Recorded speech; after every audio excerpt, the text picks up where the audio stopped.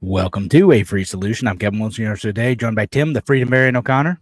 Oh, I'm here, brother. How are you? Like again, I'm traveling all over the country. I found a hotel like 20 minutes from where I'm working in Nashua, New Hampshire. So I'm just like, all right, well, I'm expecting to see bears and stuff, like it's going to be pretty rugged and rough. Like, did you know that Nashua is officially like a city? Like, there's people that live there and they Yeah, have roads.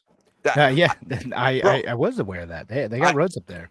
I saw a freaking fire truck. Okay, I'm like, Wow. how in In the New Hampshire? world in New Hampshire? I saw a fire truck. Yeah, yeah. No black bears, though. I was looking. You know what I mean? Like, I expected the place to be overrun with black bears. What are the free stayers even doing anymore, man? That's Honestly, I mean, for the show, if we talk about it, like I candlepin bowling, candlestick bowling. I mean, their bowling stuff is crazy, literally crazy. It's like a round stick about 2 inches around, and you have this tiny little skee ball, like when you go to those arcade games, and you whale that down the lane, and you try to knock over these tiny little sticks, these tiny little sticks. You get splits all of like every time if you get the ball to stay in the lane.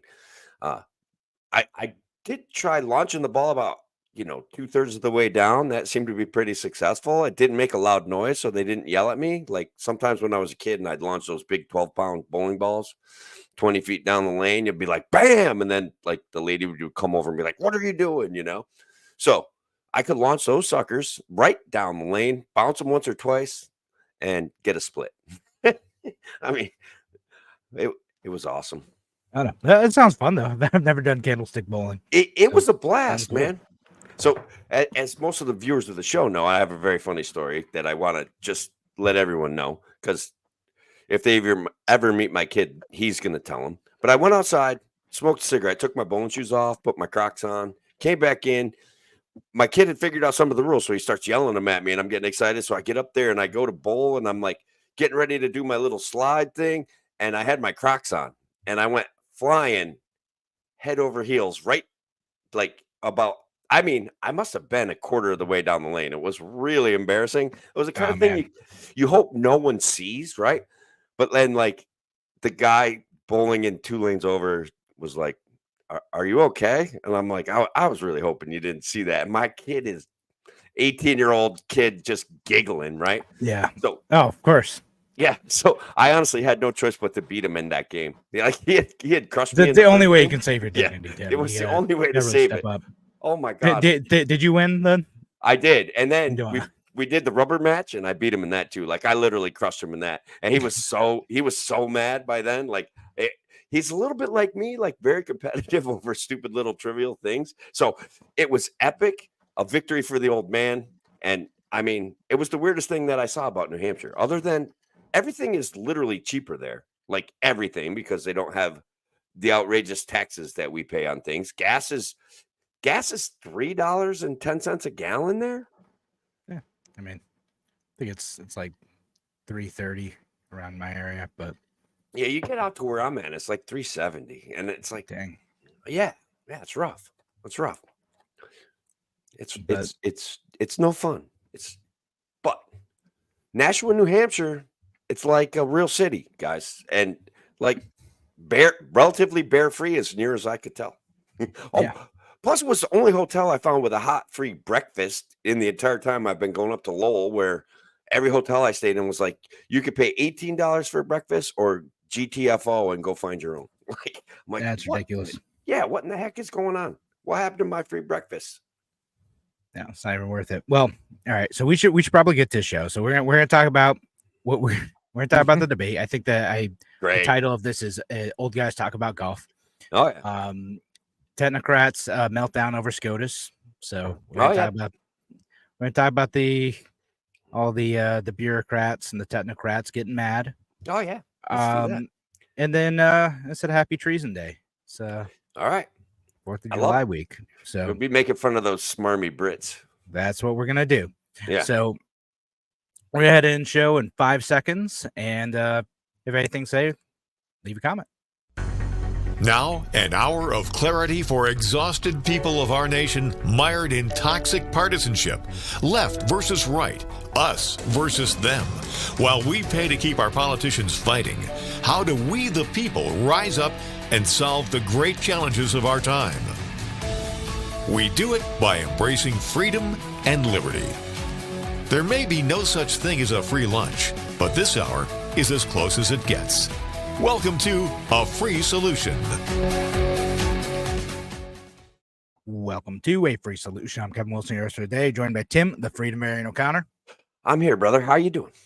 Oh, living the dream, Tim. Living the dream.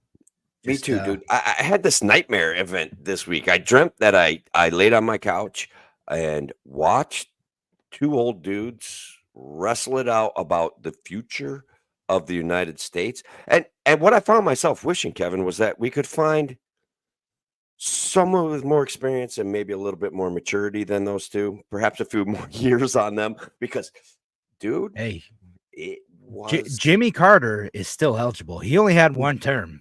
honestly, I'd almost take him at this point. Like it's bad, man. It's bad. And I hate Jimmy Carter. I've mentioned that on the show. Like I think he did a lot of things that were in the vein of good intentions create bad policy and absolutely kind of destroy society.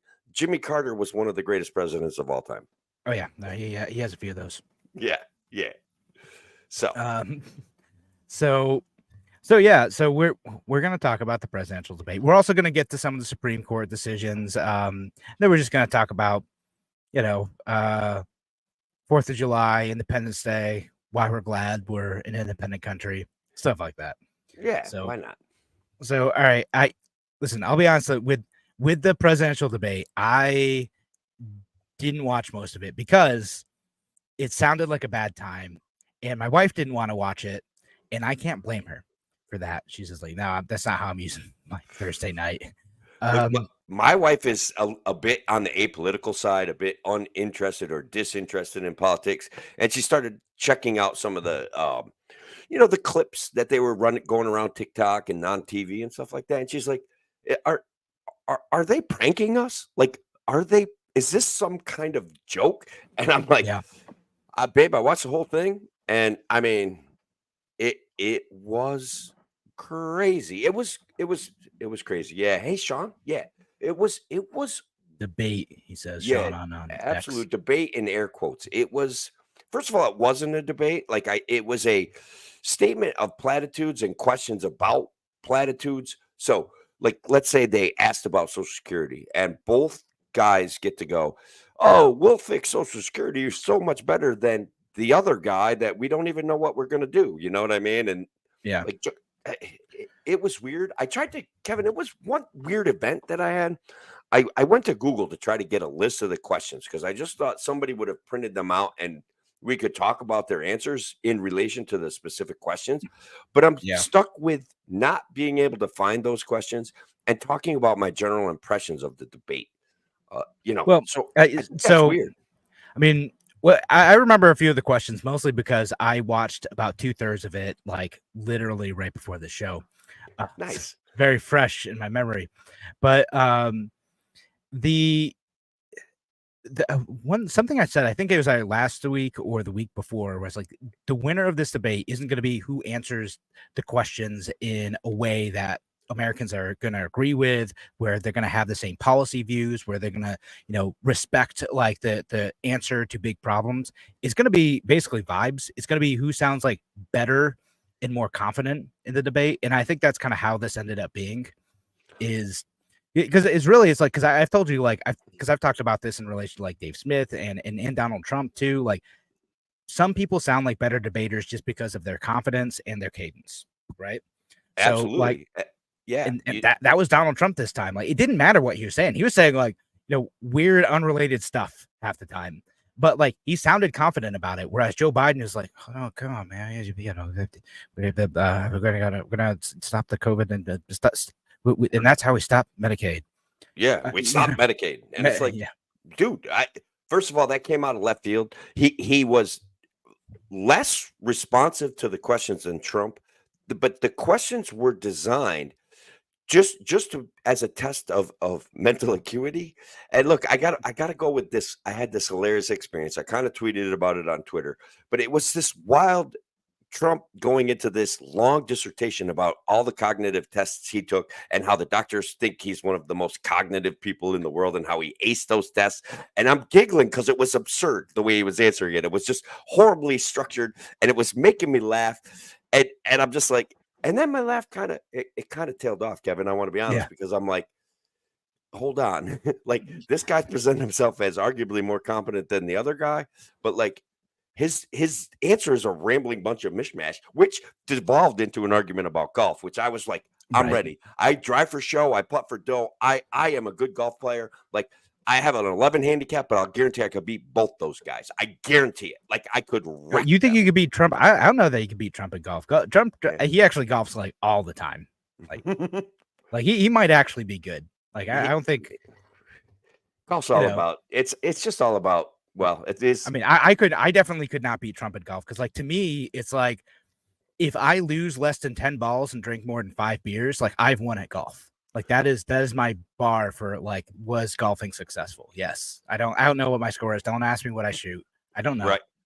Well, those are fair metrics to judge your golf game by. But I did play in leagues for several years, so I did establish a handicap. I hit a killer drive for like a round old dude. Like, I can still bomb that sucker. Like it will go forever. I'm sure younger guys, like, I'm not going to make the old guys PGA Tour or anything like that. But to watch a presidential debate devolve into arguments over handicaps, yeah, it's ridiculous. Like even the stuff in the middle, right? It's just like the part I watched like a few minutes of live was like when they're talking about veterans and like literally they're just calling each other stupid. Like it's like I think Joe Biden like literally called Trump like like a loser or something at some point in time too. And it was like, okay, no, you're the worst of it. Donald Trump's like, I'm the best president ever, and all the veterans love me, and I took the best care of them. And then Joe Biden's like, no, I did. Here's something I did, and he mumbles something that no one can like understand. Unintelligible, like it literally was that right there. And then he like basically insulted Trump, and I was like, man, what is happening here? I'm gonna go back to like drinking my beer and watching Masterpiece Theater because that's better than this. Look, I hung in there. I hung in there for the people of this show. I hung in there for you. I hung in there for my kid because I want you guys to get my impression of the debate. And honestly, it's not that important because I was completely unimpressed. And again, like, I'm going to point to that whole rambling dissertation about his cognitive tests and Joe Biden's failure to finish a coherent sentence. Like, it was epic. It was a perfect example of the two-party system. It was like Beavis and Butthead on a stage. It was all of those things that we, as members of a principled third party looking for solutions to these problems of inflation, taxation, overregulation, small businesses being crushed, looking for answers. There were no answers to violence in the world, answers to all of these things. These guys don't have them. Okay. Their parties aren't even asking them to come up with them. They're just asking them, like you pointed out, to look sharp on a debate stage. That's where we're going. And it's wild, man. It's wild. I love it though. It was hilarious. No, I mean, like there are parts that are funny, like legitimately. Like again, Trump is funny sometimes, but like it's funny, but it's not really that funny, Well, in the context of him sticking it to the man and putting his angry finger in the face of mainstream media, I think almost everyone can enjoy that. Anti-authoritarians, anti-establishment people, centrists can all get a chuckle out of that. Still end up hating him, still end up not thinking he's the right guy to vote for. But they can appreciate him making fun of the mainstream media. And honestly, what he did do really well was maintain his composure. Didn't go overboard with making faces at Joe Biden. He had the best zinger of the night. I don't know if you caught that. That was actually, he was like, he said something along the lines of, I don't know what you just said, and to be frank, I don't think you know what you just Yeah. said. And it was like, and it was a perfect time for that line, and you could tell he probably had it queued up and practiced it because he knew he was gonna get an Yeah. opportunity to use it, and his timing was absolutely perfect. It was No, really well it was done. great. Like he had some, he was sharp. And again, it probably helped him that his mic was muted, so he couldn't like, interrupt Joe Biden and look like a jerk. It wasn't that was actually I would say that was probably the biggest advantage that he had, that he played that well. He didn't try to yell, and he just he accepted the debate rules and used them to his advantage. One of the rules that I think people may not have caught was that they can ask a question, and the candidate was not obligated to answer that question. They could talk about whatever they wanted as a Yeah. response to that question. That's why those two guys got off on tangents. That's why He could if just- there was an important question asked, they didn't have to answer it. They could just go back to a different subject or Which is, like I get it, like because what would Donald Trump do? He'd pivot back to immigration where he feels like he's strongest, right? Sure. And he would just jack up the fear mongering and be like, yeah, no, we're talking about immigrants and they're coming in, they're committing all the crimes and they're raping people. And, like you just pivot like, sir, the question was about veterans. Right, but I want to answer, But he my wanted to answer the opponent- question, wanted to answer, Yeah. which again, like if you've ever gotten like any like media training, that's what they tell you to do. Like you talk about what you want to talk about. Like that's you have a limited space to deliver like the answer and the messages that you need to get. And Joe Biden could have done the same thing, but he didn't. Like he just wasn't sharp enough to do it. And so, to that point, like a bunch of people are saying stuff like what Patricia's saying on YouTube, saying Joe's handlers need jail time for elder abuse. They're like, I don't know, he didn't look super well. He didn't. There's some concerns about was it FDR who basically like Eleanor Roosevelt was basically running the country and answering all of his questions. There's some, Woodrow Wilson, and Okay. he was very, very sick for like a good chunk of the end of his presidency. They thought he had a stroke. I mean, FDR wasn't well either. yeah. But the spouse kind of running the country, that was Woodrow Wilson. Well, they're looking at Jill Biden, like she perhaps is the man behind the scenes, the person wearing the pants in this thing. And arguably, after watching that debate, you hope somebody competent is there. That's all I'm saying. Yeah. Like, I know, just but want I mean, to be like clear. Jill Biden is like, his biggest cheerleader, and like saying like you did a good job, Joe, and like in that weird thing afterwards. And You I mean, answered all the questions. Let me he hug answered all you. the Like, yeah, I was like, here's your cookie. It was look. All of the optics were bad for Joe Biden. Like, I cannot think of And then- one thing. Like walking out on the stage, Kevin. Even there, I was like, oh, this doesn't look good. And then 26 seconds into his opening monologue, I'm like, Yeah. all right, he's retiring. no, That's it. he He's done. sounded like and then they put out like halfway through the debate, like, oh, he has a cold, guys. I'm like, no, he sounded terrible. And I know some people like said, who is his body double the next day? Legacy Zach on YouTube said that. Like, because like the next day he gave like a relatively normal speech. Now again, I don't think it was all that exciting. Like a bunch of Democrats I know were like, oh my goodness, look at Joe, he's all fired up. I'm like, okay, this is like it's like a normal campaign speech, guys. Calm down. I guess his normal working hours are apparently from 10 to 4, which 10 to 4. he apparently has all sorts of energy from 10 to 4. I guess that's probably when his morning meds kick in, and that like coffee and the Adderall and the stuff that they might give him at night, it's a little harder to gauge. Like whatever drugs they need to give the president to be able to like operate sharp, like as much as possible. My goodness, just give him the drugs. Yeah. But like it's just I'm concerned that over time the effectiveness of certain treatments seems to wear off for everyone. Right. Like whatever it is, and there's like some people, like people who are like in all seriousness in cognitive decline, like sometimes towards the end of the day when they're tired, like that's when like these types of moments start to happen. It's not like it's not like constant, it's just like, oh, there's these weird moments like towards the end of the day where it's like they seem off, they're repeating stories, they're forgetting what they're talking about, like that type of stuff. But in a president of the United States, and again, he's over 80 years old, he's 82 years old. Yeah, like it's just gonna keep happening more frequently, and like it's just a fact of life. It's not to even be mean to Joe Biden, and I can certainly be mean about his policies, but like, dude, he might not be physically capable of like doing the job. So that, I mean, just to put it out there, what would be your conjecture as to if they decide to retire him? Are they going to run Kamala? How do they avoid It's running probably going Kamala? to be it's going to be Kamala. Yeah, but how do they? Yeah, they can't just skip her, right? Like that would be No, impossible. because like I mean, if he like resigns, then yeah, that's the replacement. I mean, there's probably some mechanisms to like have him stay as president, but decide he's not running for president anymore, and then have a release his delegates. But like he probably wouldn't do that. Just because they don't want chaos at the Chicago convention, because we're really trying not to repeat 1968 here. But if anyone remembers that, but or is it 68? Yeah, I don't remember it. What are we talking 68. about? The Chicago convention where there are all the riots. Oh, okay, all right, I got you.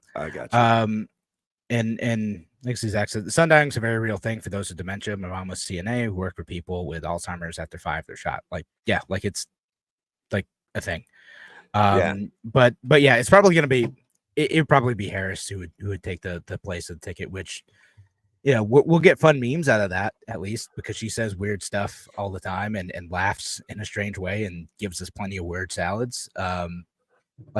We are going to get a steady diet of word salad if she ends up campaigning for president. It's going to be ready for your roughage, America. It's going to be epic, Kevin. Like she is, I don't know. She's one of my least favorite people in the political sphere, and that's hard for that because I hate them all. But she's down there towards the lower end of the list of all of them that I hate.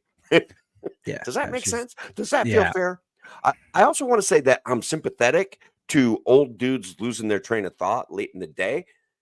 But here I am doing a podcast, guys. Like I'm hanging in there. Honestly, I want to once again put it out there that I am not the libertarian that is going to be appointed to Trump's cabinet when he eviscerates Kamala Harris and Joe Biden throughout the fall. But I mean, no, it's going to be rough. Like I doubt Kamala Harris in polls is like not beating Trump. In fact, they did a bunch. Like they had like Gavin Newsom and Gretchen Whitmer and Pete Buttigieg, who is the only one who like was beating Trump in any polls, funnily enough. Look, Trump it's weird because the polls were wrong about Trump being behind in 2016. I don't know that the polls are right about Trump being ahead in 2024. I think that statistical analysis is one more thing that has been bastardized in our society. So there's a lot of statistical analysis built on faulty presumptions. Check out Nate Silver's blog on it because he gives Trump a 66% chance of winning, which is say that there's still a very good chance that Biden wins, but like there's a slight advantage to Trump. But he actually breaks down. He's like, it's not about national polls. He does talk about those and how they fit into the context of like the Electoral College and how like national polls tend to, indicate in certain states how like people in those states tend to vote, but it's not a sure thing. And then there's the actual polls from those states. So he weights those in different ways. And then basically just talks about like the states that Biden needs to win, some of those swing states that he won last time, like Georgia and Wisconsin and Michigan and Arizona. Like it's not looking great for him. So that's it's an interesting time, like we've railed against this two-party system that gives us duopolistic candidates like Trump and Biden. And our friend Patricia says, does a third party have a chance? Does literally anybody else have a shot? Now, certainly, if I was a Democrat and I wanted authoritarian restrictions on guns and Joe Biden scared me, I would be looking at Mr. Kennedy. I absolutely would. You like my comment time in there? Jamie says that therealdebate.com with Mr. Kennedy was better to watch. Yeah, so Robert F. Kennedy did another debate, Robert F. Kennedy Jr. It wasn't a debate, it was just like kind of him responding to the questions. I think it like wasn't John Stossel involved too. Like I don't know, it would have been nice if like Chase Oliver, the libertarian candidate, were involved in that too. Since it looks like they'll probably be like both on just enough to like technically win the Electoral College, which to me means they should be invited to like a CNN debate. Like That's still my position, is that if you have enough votes to win the Electoral College, you should be on the debate stage. That full stop. That should be what it is. Because I think people would have appreciated both RFK and Chase Oliver in that debate, because they would have looked like the only two normal guys on that stage. I would appreciate that. And again, it's not just because I'm a libertarian. I think that we need to have choices. I think we need to have big, huge presidential debates. And sure, towards the end, we can narrow it down to what the polls are saying at that point are the two favorites. But to be able to compare and contrast Kennedy, Oliver, Trump, and Biden in one event, they're just going to be answering questions with platitudes anyways. And they do it for 2 hours.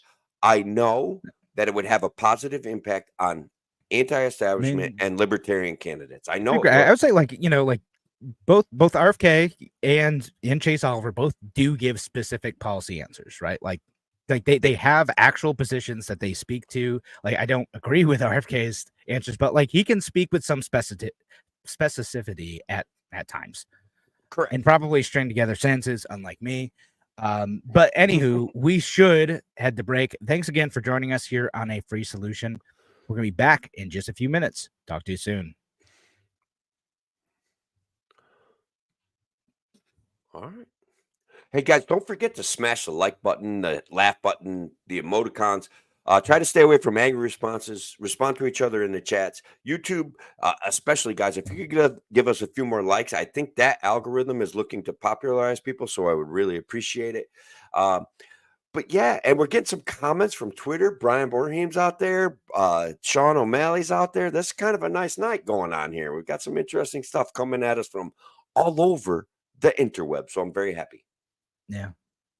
And listen, Kevin, Legacy Zach and Easy, Kevin's Culture dropping that Masterpiece Theater. LOL. I was gonna, listen, la-di-da-ya there. I know.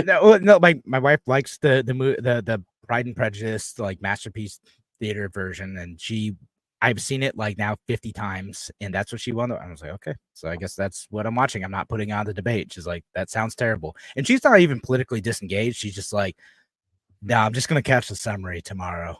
Now, let me ask you a question. If this is too personal, it's fine. But your wife, where does she lean on the political scale? Is she goes kind of Democrat? She goes kind of Republican? She's like, Democrat. Like she used to work for like an activist organization, actually. Right. That's cool. She's pretty Democrat. Moderated a bit, but yeah, my wife leans pretty hard towards liking Donald Trump and the concept that certain conservative values would benefit society. She thinks I'm a little bit of a lunatic and a little bit too hard on him. And she's probably, in my circle of friends, I'm definitely the guy that is criticizing Trump and making fun of my friends and challenging their presuppositions that he's any kind of conservative, that he's any kind of anti-authoritarian, that he does what he says he does, and that his fiscal policies is somehow better than Biden's. So, but I do have to concede certain things, that he was way better about drill baby drill and using what resources we have to our effective benefit, and deregulating. Again, I can't stress this enough. One of my favorite policies that he pulled off was importing drugs from Canada and other markets. He made that way more legal. People don't talk about it enough, and that's what Joe Biden undid that Trump did, that I had a big, huge problem with. It was a literal one of his best moves ever. And the entire Democrat he could have undid his tariff policies, but no, he went the other way with that. Yeah. He's like, I'll show you how to tariff foreign countries. And both of their tariffs have workarounds that are absurd and cost people money. And tariffs beat up on poor people. And being that I'm a liberal and I love poor people, beating up on poor people is stupid. And devaluing the currency is stupid. So they both do that, and they're going to continue to do that. Yep, absolutely. And John bringing up the classic South Park turd and douche sandwich, or douche and turd sandwich episode, that's fun. I don't know. Have you seen that episode of South Park? Just making fun of two-party politics. I'm sure that I saw it, but it's not. I would be unable to converse on it. I've watched so much South Park, but it's just not landing in my brain right now. Sorry, John. No, but typical thing. They're the people giving very earnest, passionate disagreements about why they should vote for one or the other, and like a handful of people just recognizing, like, wait, this whole thing's absurd. Like, what are we doing? So Yes, Patty, I am a liberal. But basically, what I really want to point out is that I come from a liberal background. I did morph into a conservative as I got older. And then I realized that there's no real solutions there. And that the things that I want to do to help people that are economically disadvantaged would actually help them, and that less government is probably a solution. So that's where I'm not afraid to call myself a liberal. But I'm also not afraid to call myself a conservative. Like I think it's a fair, like it's a good question, and I was kind of joking, but I do want people to know that I'm not liberal. That I do have emotional compassion for everyone, but especially, you know, that the government is literally screwing over poor people. They're destroying their future. They're devaluing the grants that we give them, that there's a welfare cliff that exists, that zoning punishes poor people, that tariffs punish poor people, that these are things that we could fix very simply, very compassionately, and honestly relatively easy on the local level. Like those things are hugely important to me, and we just, we keep trying. We'll get there, maybe, you know. yeah, we got to keep doing it, because like there's a consequentialist argument for these things. It's not just like, ideological. It's like, hey, like we want to help people, and this is going to be policy that's going to help more people. Progressives can get behind that, liberals can get behind that, conservatives can get behind that. So how do we get the best solution to do that? And that's where we come from. Yeah. And I'll read this comment by Gene. It says, while I was collecting signatures for libertarian candidates, I told someone who had said they would already be voting for Biden that our candidate's 38 years old and she wanted to know more about Chase Albert. Like honestly, like, yeah, that's what I think like would have been the biggest thing. Like if he were on stage, it'd be like, hey, here's like a person who's like young, who has a lot of future ahead of them. Maybe we should give this person a second look. Not now, maybe he's too young, but like, and I don't think so, but like, who knows? But he would have looked quite different compared to Donald Trump and Joe Biden. And I think that's honestly probably why like Pete Buttigieg is polling well too. It's because Sure. they kind of recognize him as like a guy with a younger family. It's Yeah, what and it is. coherent.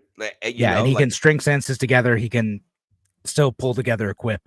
Like that's Yeah, absolutely. people remember that from his campaign. Again, the policy positions aside. Correct. And yes, I get the hippies. Like my mom was kind of a hippie when I was a kid. We had a big family and friends that were all loosely associated with what we would call the hippie movement. And we certainly there's some life experience that I share with those 60 and 70 counterculture revolutionaries that we know as the hippies. Absolutely. Even though I, have short hair and always have had short hair. All right. Well, on that note, we should probably head back, and Yeah. we're going to talk about some Supreme Court cases and just Wild. the absolute meltdown that some folks are having over a few of these. So I think we're definitely going to get to the Chevron deference case. We've got to talk about that one. That one's honestly more consequential, and I Yeah. think very, very, very well. I think it's really good news in a way. So Yeah, so we'll talk about that, and maybe kind of the somewhat related SEC case, and then if we have time, we'll get to the Trump immunity case. Yeah. So I think that's gonna be the order. So we'll head back in about 10 seconds or so, and go from there.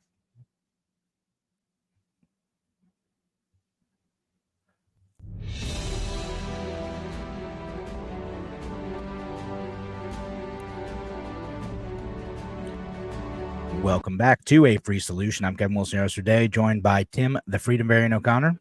I'm here, Kevin, and we are going to be talking about, honestly, one of the most consequential rulings to come out of the Supreme Court in a really long time. A lot of times their rulings relate directly to pop culture arguments, little bits of judicial like overreach, a little bit of but the Chevron deference case is amazing, epic, and incredibly important to what we think our government is supposed to do for us. Like, Yeah. And so you're talking specifically about the Loper Bright Enterprises versus Ramato Secretary of Commerce case, which I absolutely, overturned yeah. the Chevron deference case, which is Chevron USA versus Natural Resource Defense Council back in the 80s.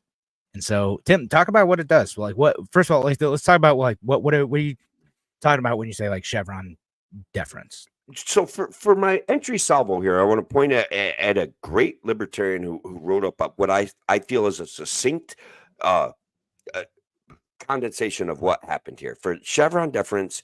And of course, I'm referring to Spike Cohen, right? A family fishing company, Loper Bright Enterprises, was being driven out of business because they couldn't afford the $700 per day that they were being charged. Now, that $700 per day was not legislated into the rules and regulations. It was a government agency that decided that to interpret a law and charge a fee, right? So the thing is, the federal law doesn't authorize the National Marine Fisheries Service to charge businesses for that. They just decided to start doing it in 2013.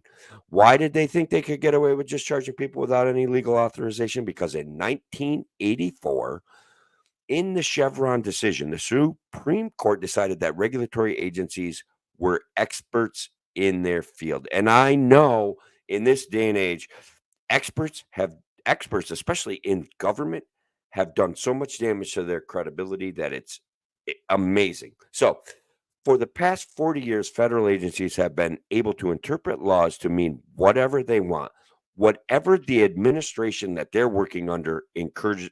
I'm adding a lot of words to Spike's words, and Spike's words were very succinct and well done. So I apologize for that. And the courts just had to go with it. It was called the Chevron deference. And it put bureaucrats in charge of the country. It's how the OSHA was able to decide that everyone who worked for a large company had to get the jab or be fired. No law gave them that authority. They just made it up. It's how the ATF was able to decide a piece of plastic was a machine gun, and that was in the basically outlawing of the pistol braces. It was how the NCRS was able to decide that a small puddle was a protected wetland. And okay, I keep wanting to jump into my thoughts, but let me finish this. It's how out of control agencies have been able to create rules out of thin air, force you to comply, and the courts simply had to defer to them because they were the experts. Imagine if your local police could just arrest you for any reason and no judge or jury was allowed to determine if you actually committed a crime or not. Just off to jail you go. That's what Chevron deference was. It was not only blatantly unconstitutional, it caused immeasurable harm to everyone. Thankfully, now it's gone. We haven't begun to feel the full effects of this decision in the courts. It will be used for years to come to roll back federal agencies, and we'll all be better off for it. And that's why politicians and corporate media are freaking the F out about it.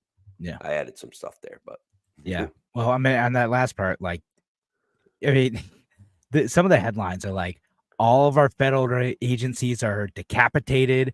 They won't be able to do their jobs anymore. And, you know, we're basically just shutting down the federal government. And I'm like, yes.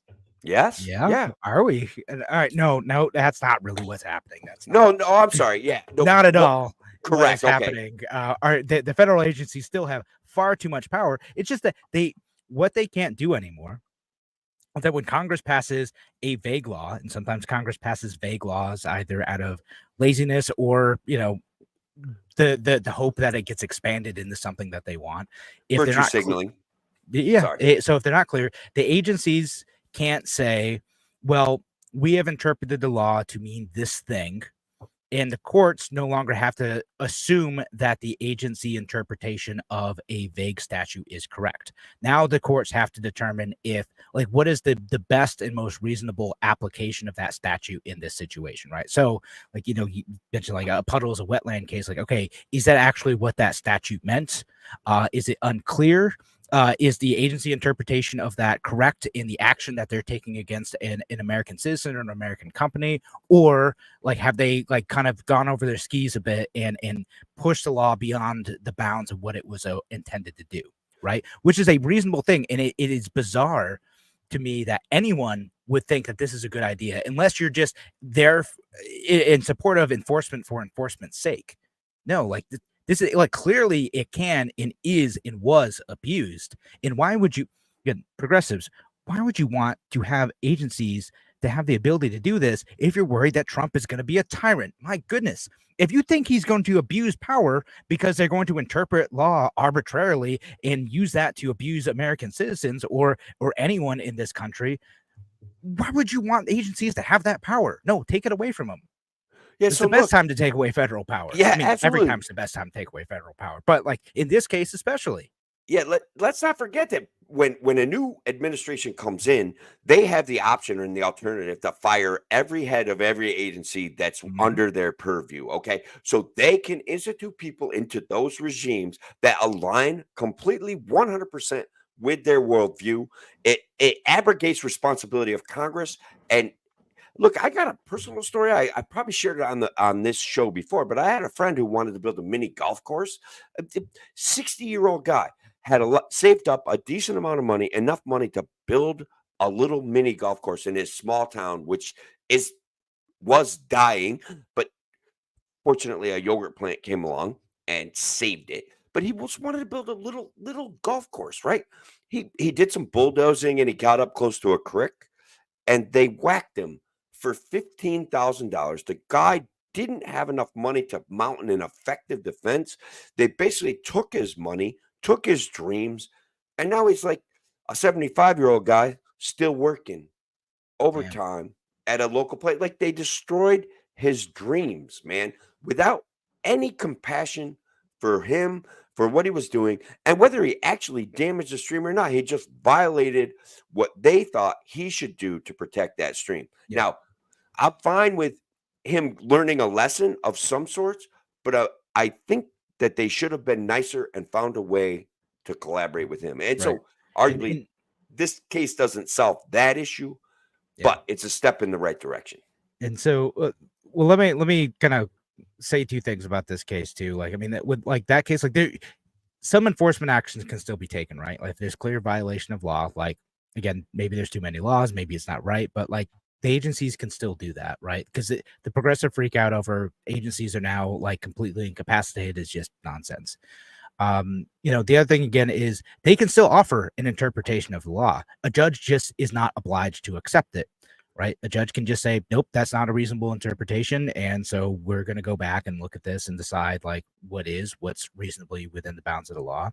And then that gets to like the other progressive critique of this, which is that like, oh, judges are going to be forced to be experts on all of this different nuanced policy stuff, and they don't have the expertise to do this. But that's nonsense, because again, the expertise of the judge is in law.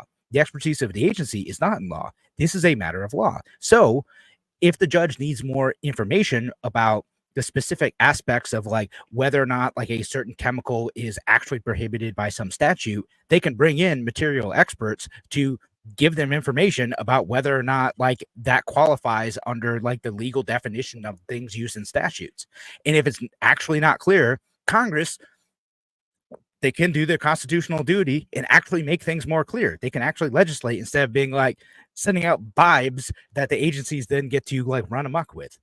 Yeah, arguably they're going to have to work more and have time to cry tweet less. Okay, like that to me is a very exciting opportunity for the future of our country, where they're actually going to have to legislate and interpret these problems that we're talking about. That's what we hired them to do. We didn't hire them to cry tweet, virtue signal, and allow agencies to run roughshod over it. So the other thing, like arguably, in my friend's case, it would allow him the possibility of a more proactive defense, where he would be able to say, you can't take my money for what I did. I just moved some rocks near a stream. That's it. You know what I mean? Like, I didn't hurt a fish. I didn't silt the water. Nothing. You can't, you know what I mean?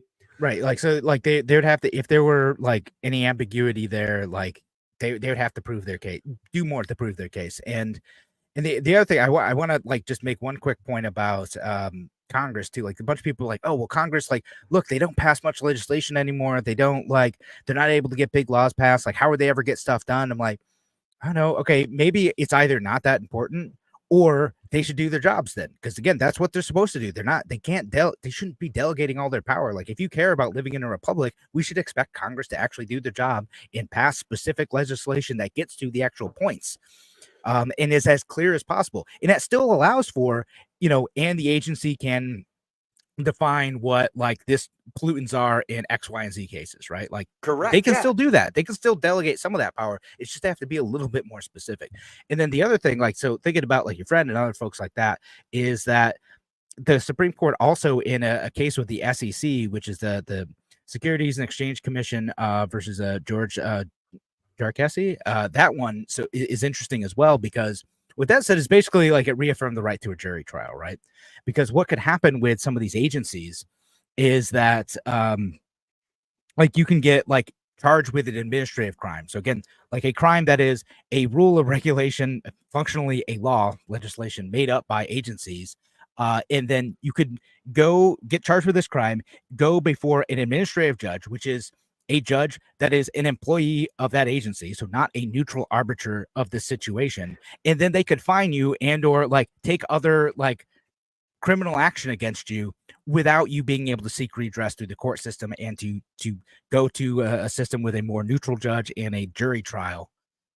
That's a good thing that we overturned that we reaffirmed that like you can seek out jury trials in a lot of these administrative cases. And yes, that does kneecap the our federal agencies, but I'm like, yeah, and that seems like a good thing in this case, that like you are protecting the rights of American citizens not to be harassed and punished and sometimes like jailed by bureaucrats who might not be neutral in these things. This is a protection of a fundamental right, one that was important enough to be defined specifically in the Constitution. Thank you. Like that was really well said. And again, I want to emphasize, I want to go back to this emphasis that we have legislators that are not doing their job other than arguing over exactly how much to spend money on what. They are handicapped by getting budget proposals handed to them from executive agents. Like, they're not doing their job. The Chevron deference case being overturned is going to force some accountability, period. Yeah. So and that's all it is. Again, it's the federal agencies can still enforce the law. It's just that they're going to have to try a little bit harder to do so. They can't just assume that whatever arbitrary interpretation, which doesn't even have to be consistent, whatever arbitrary interpretation of law that they offer is going to be accepted by judges. So, okay, you want to make your best case, make your best case, right? Like, correct. And again, as you so eloquently stated, Kevin, it is going to re-emphasize the rights of the individual, and it doesn't necessarily disempower the government. It's just going to make them slightly more polite, slightly less punitive. And look, I think you and I both agree. Like, if the government is as an educational agency, as a collaborative entity, we would like to see that much better than what we're seeing now, a punitive, overpowering agency that stands in the way of little people doing things that are good for their communities. So I don't know. It's a win-win, man. Win. Yeah, I don't know. I think so. All right. Yeah. On that note, though, we have to head to break. We didn't get to talk about the Trump immunity case. Maybe we'll talk about it during break. Sure. Thanks again for joining us here on WYSL. We're heading to break now. Talk to you in a few minutes. All right. On Facebook, we need to demand transparency and accountability from our government. A very reasonable thing to ask for. Absolutely. And look, I want to kind of say that I think that this particular court is leaning anti-authoritarian. And I know that the people on the left are making the argument that Roe versus Wade was a step reinstituting authoritarianism. I don't necessarily buy that. I know it's a difficult subject for people, and I know that bodily autonomy is important. So I'm going to listen to all sides on that. I'm probably going to agree with everybody on some level, because that's how stupid my brain works. I'm just like, oh, you got a good point there. Well, you got a good point there. But we need to push back on the power and control of the government. And I love everything that appears to do that. So on that note, Donald Trump's immunity is one that I am not sure pushes back on the authority of the executive branch. No, no, that one doesn't. So it's like, to me, as I've been, I read the decision, which is a lot, and I have been reading like threads interpreting it, and different articles about it, and it's both not as big of a deal as people think, while also building on stuff that was a big deal and continues to be a big deal. Like, it's been bad for a while in terms of presidential power and immunity, and it does add a couple new like wrinkles that are concerning, right? So it's my opinion. I say, and here's what I mean by that. It's like, okay, and prisons already effectively had like a version of qualified immunity, right? Absolutely, and it was huge. Like, they get Like, away with all sorts of military actions that like fall under literal the murder, heading of like, literal murder. Thank you. I wasn't going to yeah. go that far. No, I no, but appreciate you no, it taking is it like, there. I mean, like we Yeah. think of cases like the son of Anwar al-Awlaki. Mhm. Goodness, You he was killed butchered in a that drone name, strike. but yeah, but Yeah, no, I'd butcher it totally, worse. yeah. So yeah, y'all know what I mean. Yeah. But President Obama killed him in a drone strike. It was is an American citizen, a child, killed him in a drone strike, and the Obama administration made their argument that effectively, like, this was an official act of the president, and in this case, it was taken in the course of like a military action, and therefore, like, the president had full immunity from that sort of action. So it's like building on what the case that Donald Trump's legal team was making was building on stuff like that, right? Like, where the president like can't be prosecuted for any crimes because any crime done in the official capacity of president is basically legal, right? It's not a crime at all. And so what this case says, as far as I can tell, is basically like something that's done as like an official act, it gets absolute immunity. Right.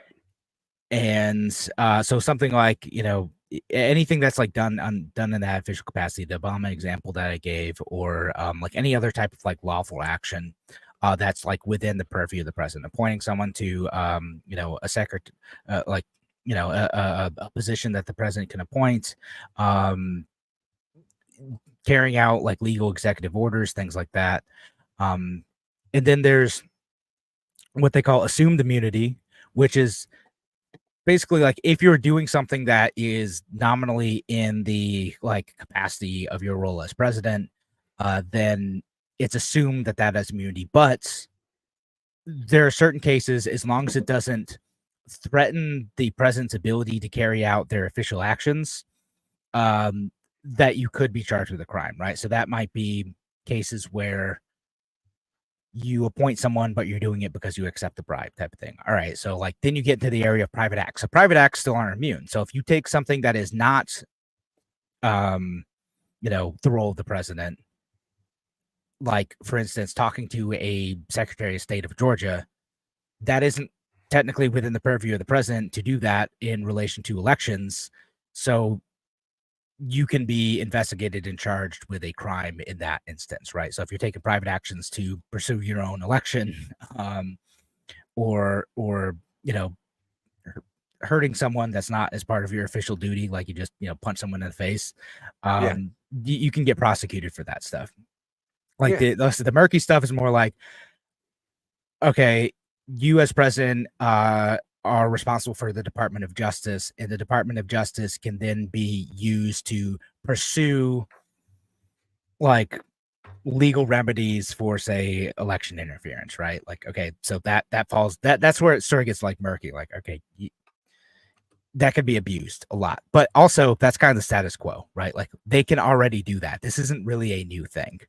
And so like the new thing in this is more like, okay, in that presumed immunity situation, you can't presume the motivations of something done for an official act is something that was in pursuit of a crime. And that's what people are kind of like understandably upset about. Sure. It's basically like, okay, like you can't get that conversation, those motivations, all that stuff that was part of an official act that you believe, maybe reasonably so, was used in pursuit of like a private act that was a crime. Right. Yeah, that's my understanding of what's going on here. Which it's not a great thing, right? Like if you're doing something as an official act of the president, but you're doing it to like get revenge on someone or hurt someone or steal from someone or fill your own pockets, and you can't use evidence of like how you arrived at that decision to pursue that crime. Like, yeah, it's not great. It just like it notches up the corruption. It is not like a watershed event that the left is making it out to be. Like this is building on a lot of criming that's happened previously. Yeah, I like that.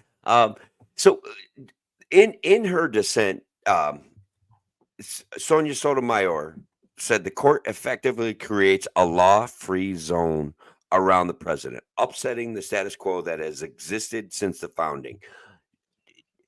She argues that the president has been made a king above the law, and I don't see that this ruling in any way goes that far, right? Like it, I made a joke like Trump's not going to be able to like say Meal Team 6 go get me McDonald's, right? And he's also like if Joe Biden says, "Hey, SEAL Team 6, you know what you got to do? Take out Trump and his Secret Service escort." Like that's also not going to happen. And then there's still the tool of impeachment that should be used judiciously and wisely and non-politically, where if a president does do things that they deserve to be punished for, we should be effectively challenging that again with the people that we hired to do that job.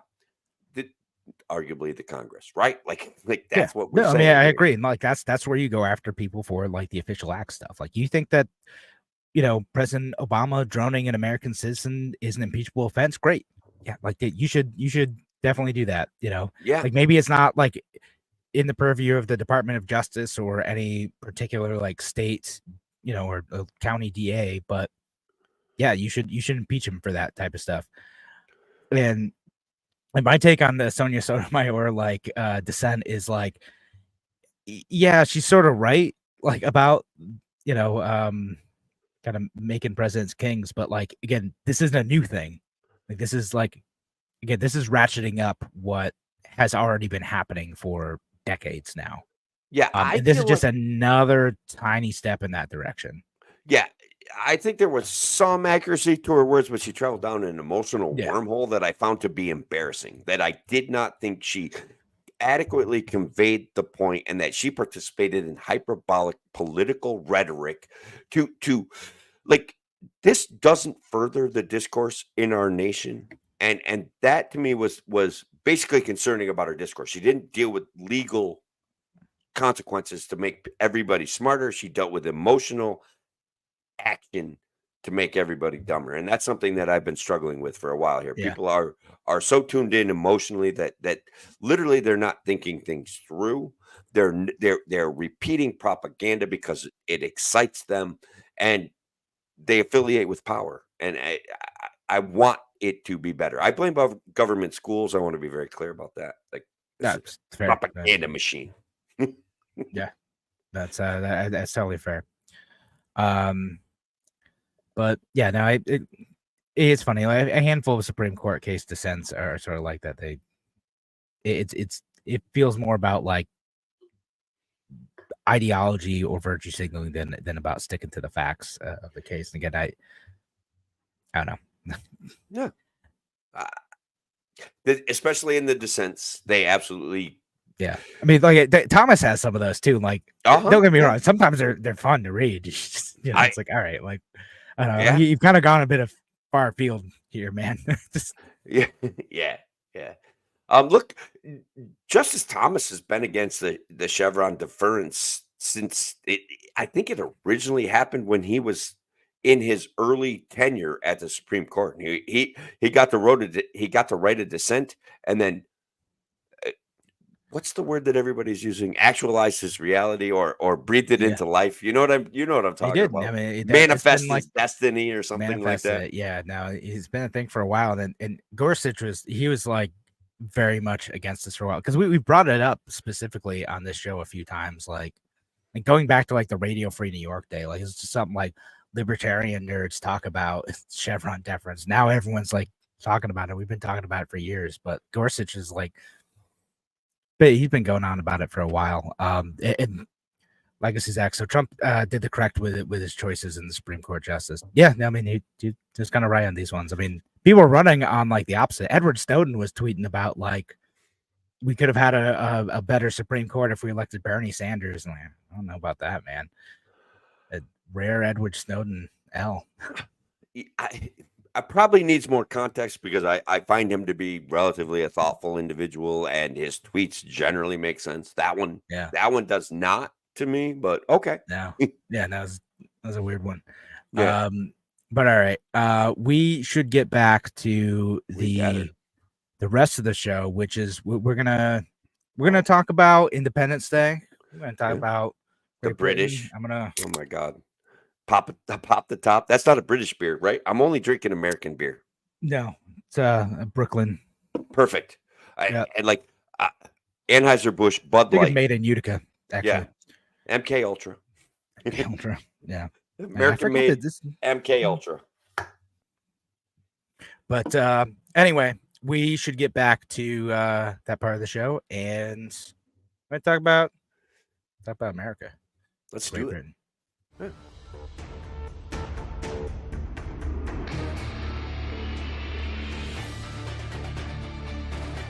Welcome back to A Free Solution. I'm Kevin Wilson, your host today, joined by Tim, the Freedom Variant O'Connor.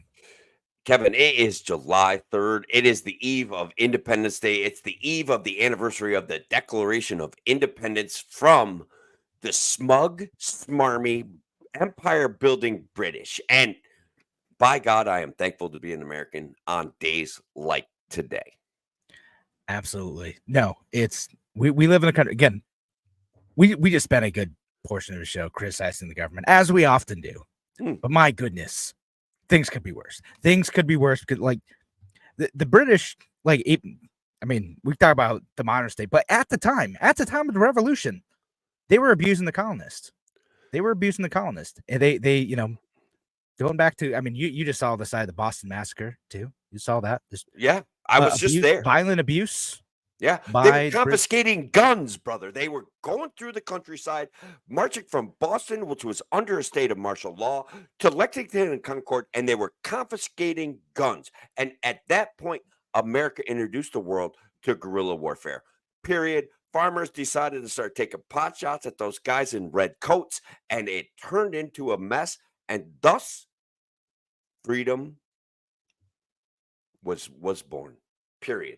That's it. Right, period. Yeah, no, it's what it is. It kicked off a thing, and you know, it's there are all sorts of, like, you read the Declaration of Independence, there are all sorts of abuses. You know, the abuses being like, you know, like quartering soldiers in there. Like, there's a reason no one talks about the Third Amendment. There's a reason we have the Third Amendment, because that's what was happening. Like, you could just, like, the government could just, like, force their agents to, like, be in your house or in your fishing vessel, or no, wrong thing. Sorry, we're not talking about Supreme Court cases anymore.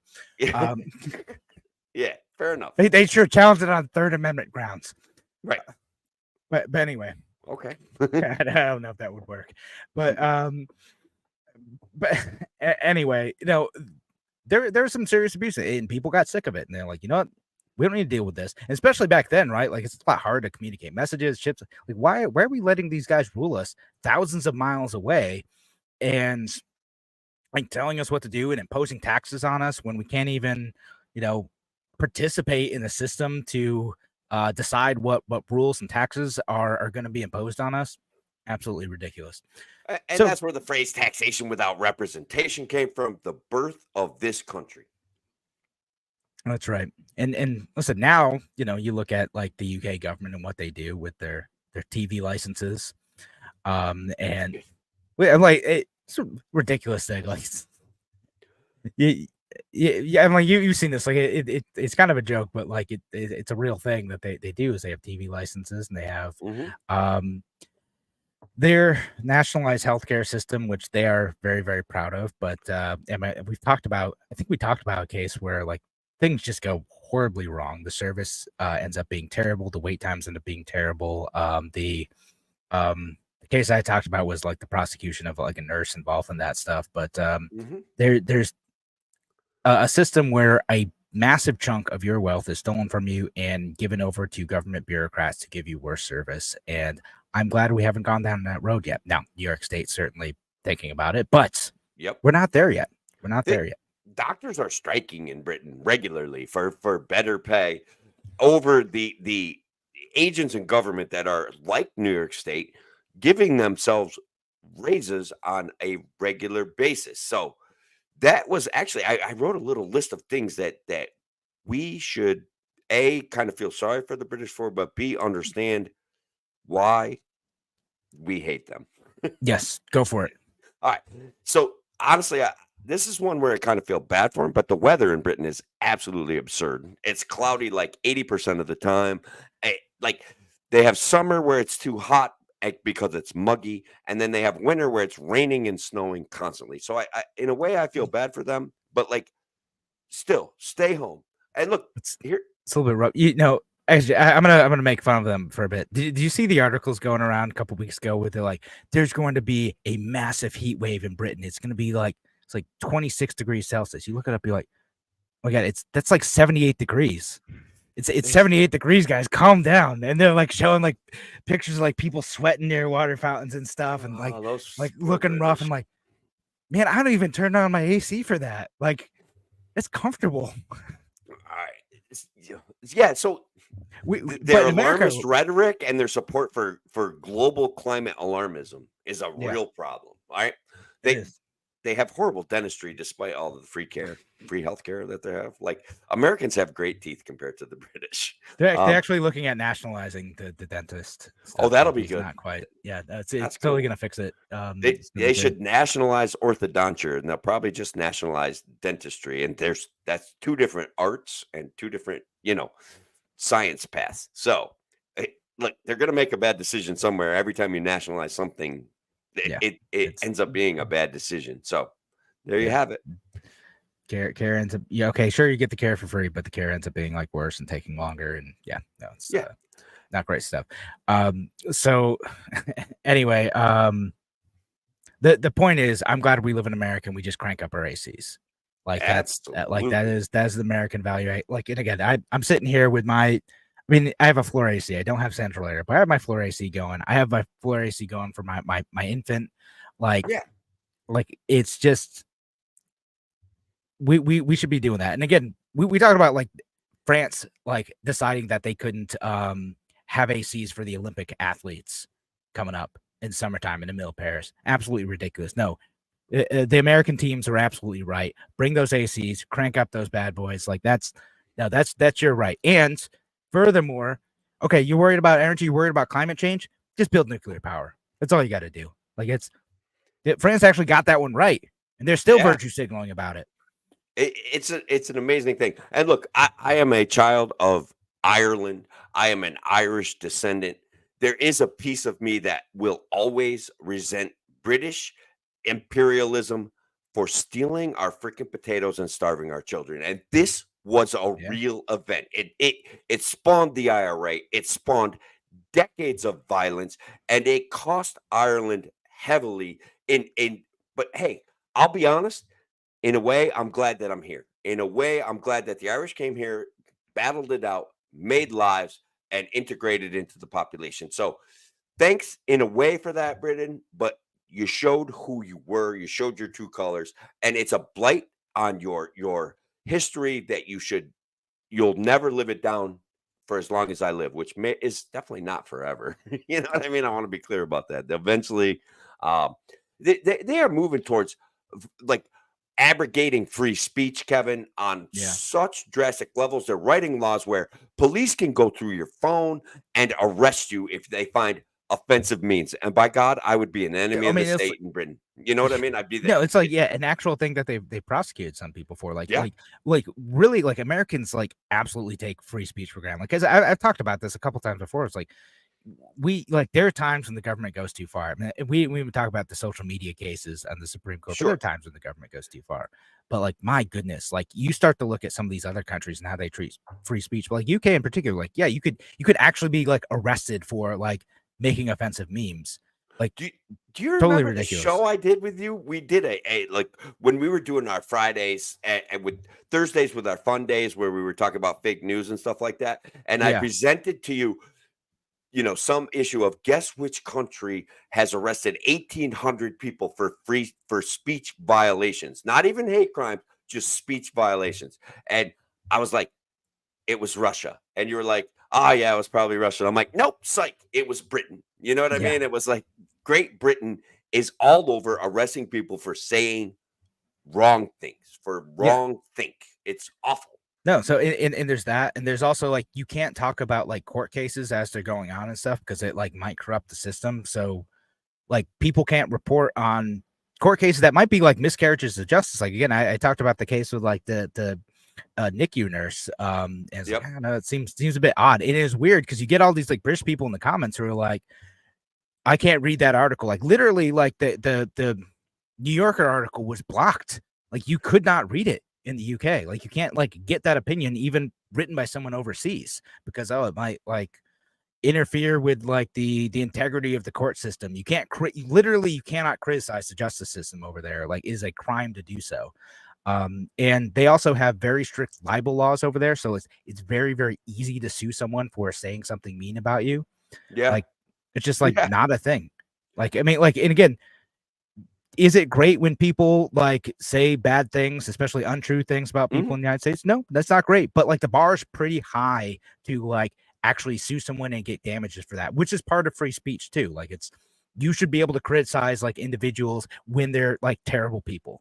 Like, or for whatever reason, they just have stuff you disagree with. You should be able to criticize them. Like, again, a lot of us take for granted that like we have far more ability to say whatever we want here in this country, to make the arguments that we want. And it makes us a better, stronger, and richer country for it.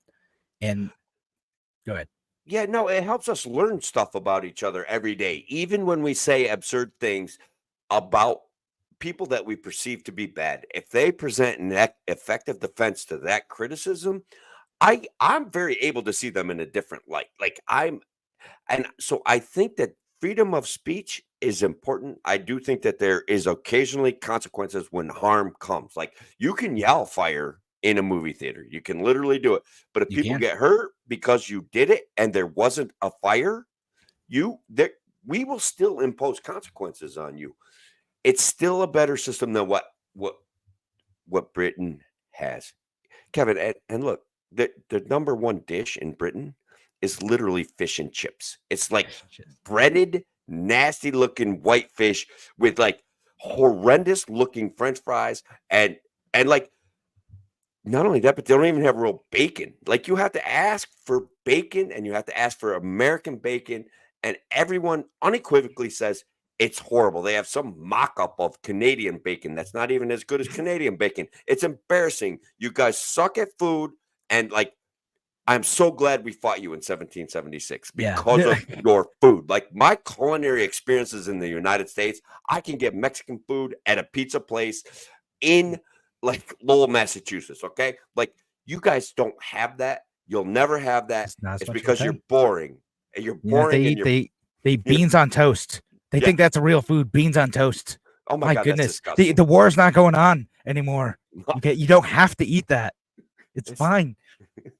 Just, we'll send you some like Takis or something like, which is like it's my small rant about Takis is like I love those things because they are like I'm glad they're available in the area because they are like a Mexican chip that's imported to like New York State that was inspired by American style chips that were inspired by like Tex-Mex food that was inspired by Native American dishes. Like what a story. Like we've just like that's amazing. It's gone round and round, and now you get these like weird little unnatural blue spirals that are super spicy, and I love it. Look, I got one more big criticism.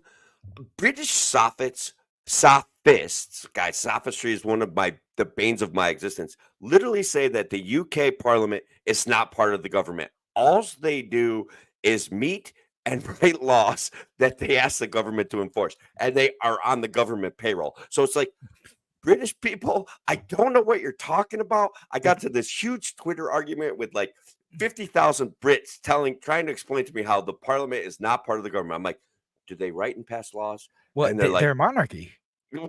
oh, that's the other thing. They still have a freaking king or a queen. I don't even. They have a king. Yeah, well, because King she's Charles. gone. Yeah, like Yeah. what? The rich amongst the richest people in the world are the British monarchs. It's bizarre, and They're government subsidized celebrities. Is what they are. Sorry, oh my God. Like, and they want to put on airs like, oh, like they're supposed to like represent the dignity of the government and the longevity of like the idea of Britain going back through time, and like because they're there and stable, so they make these arguments towards monarchy, but like, okay, it's like sort of symbolic and expensive, and like functionally you have a parliament. You just put on airs about like it's still having a monarchy. Like, what are you doing? Why are you subsidizing these celebrities? Stop it. Well, arguably, like everybody wants to worship their favorite leader. Britain has one installed. I think it's and then they're just like, mean to their prime minister. Yeah, there you go. Look, I mean, they kind of got that going for them, at least. Like it's they treat the like functional head of government like with the respect that they deserve. Yeah. I do have one relatively large compliment for the British Parliament. And so I don't want to completely bash them. There are good things about Britain. George Galway, one of the British MPs, retweeted me making fun of Biden. I got hundreds of likes and a couple hundred new followers. So like that guy has a sense of humor. He sees the problem with, even across the pond, he sees the problem with Joe Biden. So I was very happy with that. That was epic. And it was like a homemade meme. All right. Well, on that note, we do need to get going. Thanks again for joining us here on A Free Solution at WYSL. We'll be back next week. Have a good night, WYSL audience.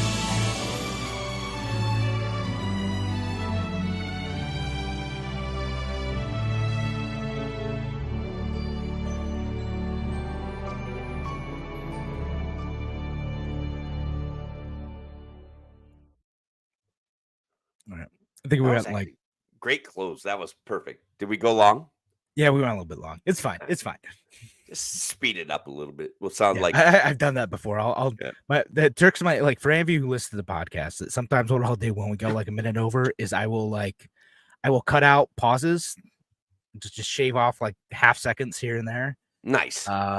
Or like if I'm really desperate, I'll speed up. But usually I can do it with the pauses, because usually there's enough like 1 second pauses that I can turn into half-second pauses that I'll get through. All right, so I got so caught up in making fun of the British and wanting to mention the fact that I got retweeted by a British MP, and it literally got him hundreds of likes and got me several extra likes on my post, which didn't quite go viral. Like I didn't break 1,000, but I think I got enough, like 500-600, and it was like a homemade meme making fun of when Uncle Joe was talking about when Joe was talking about how his uncle got eaten by cannibals in New Zealand. It was just so bad. Like one of the worst things ever. Because big libertarian victory. And I had hoped to have enough time to do it in the show. But a guy in, what state was he in? This comes from our friend Patty, who's kind of always offering us great articles that she knows would appeal to us. So I believe it's St. Albans, Vermont, on June 26, 2024, the Vermont State Police just got the finger. Now, this guy, Gregory Bombard, had gotten pulled over for speeding, if I'm reading the article correctly. And he kind of lost his mind. He flipped the cops off. He basically was cooperative, nonviolent, but like exercising his rights to criticize his captors in this case, right? They jailed him, Kevin. He gave him the middle finger. They ended up jailing him. It was wild. Yeah. They ended up settling, and they gave this Bombard guy $175,000. The ACL doing some good work there. Yeah, no, not bad. I mean, Yeah, you have a right to do that. That's and I'm glad that speech was protected. You should. Yeah. Going back to its roots and actually representing important principles, even if perhaps the violator may not be the best person in the world, which Doesn't matter. arguably, there's no evidence that Bombard is any kind of bad guy. He may have just been angry about flipping them off. And I think that the facts of the case are even in question. Like, he may not have even flipped them off. He just got arrested for flipping them off, which honestly even makes it worse, right? Like, hey, you flipped me off, we're going to arrest you. Well, I didn't flip you off, but you're a fucking asshole. We're not on the radio anymore, at least. Yeah. Whew. That would have been a beeper. Yeah, for sure. So, huge victory for libertarians. Yeah, it's a great free speech victory. Yeah, it's awesome. That's, I don't know. I don't like. I normally I take my 4th of July post and I wax slightly like patriotic about the United States because legitimately, like, there's some great things about the country. That there's a bunch of stuff that's flawed about our government. There's a bunch of stuff that's flawed throughout our history. But like, the Declaration of Independence, the Constitution, and the system we have now is built on a foundation that still emphasizes individual freedom and liberty. There are folks who want to like change that, but overall, we have a pretty good system, and it's incumbent upon us to continue fighting for that liberty, to continue fighting for that individual freedom, to be able to pursue our dreams, to be able to do what we want to do with our own land or our own body, as long as we're not hurting other people or taking their stuff.